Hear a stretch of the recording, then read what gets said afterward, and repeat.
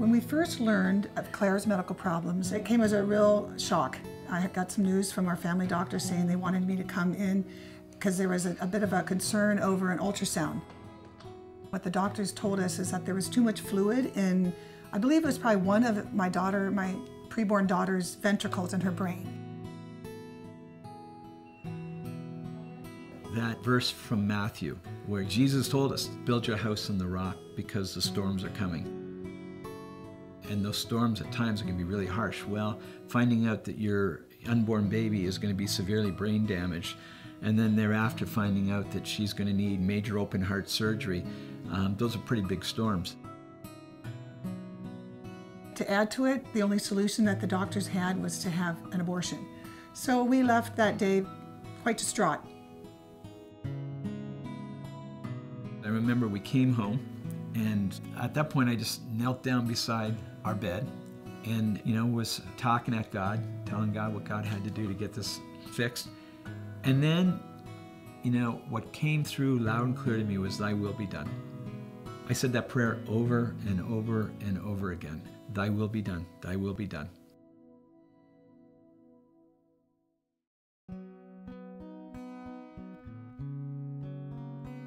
The obstetrician was wonderful, and he was pro-life, and he knew where we were coming from, and he almost could speak for us, knowing how strongly we felt about the protection and the sanctity of human life.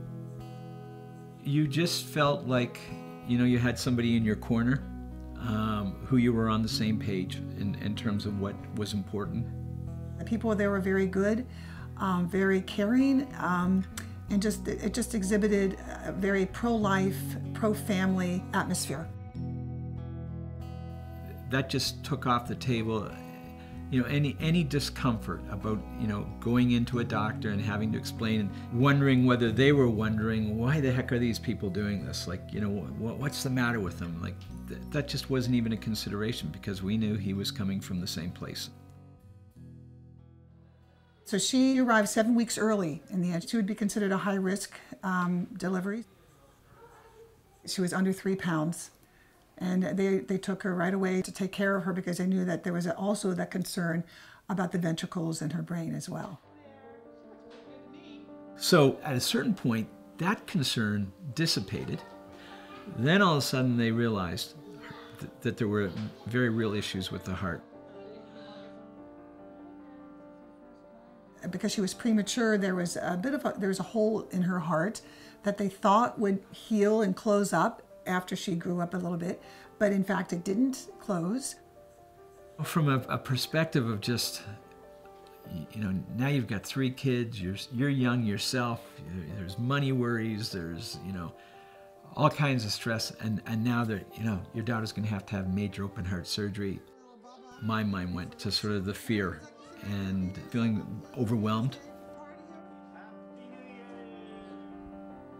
On the day of course, it was just overwhelming just to bring her down to the hospital and to see her all hooked up.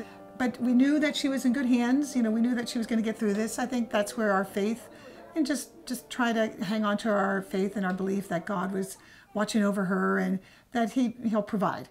Hello, Claire. Hello. Come on. She came home 5 weeks later, and she's still very tiny. It was, just family life as usual in a sense. She had a big sister and a big brother who loved her very much. I have no problem believing it was a miracle. We stormed heaven with prayers, as did family and friends and a whole bunch of people we didn't even know. And again, that's one of the powers of the faith community. I know that the doctors had told my parents I wasn't going to be able to be full-term. As a kid, I was healthy enough to do any of the sporting activities I liked to. So I liked to swim, and I did figure skating as a kid. I don't really remember any physical challenges. When I look at Claire today, I don't think about all those things that happened so many years ago. She is someone we love with all of our hearts. She is a gift from God, and she's one of 6 beautiful kids that God has given us to love and to be parents to, and to do our best to encourage and support and help them through this life. My parents the strength that they had to have, the faith they had to have to face all those doctors and tough times when I was not even born.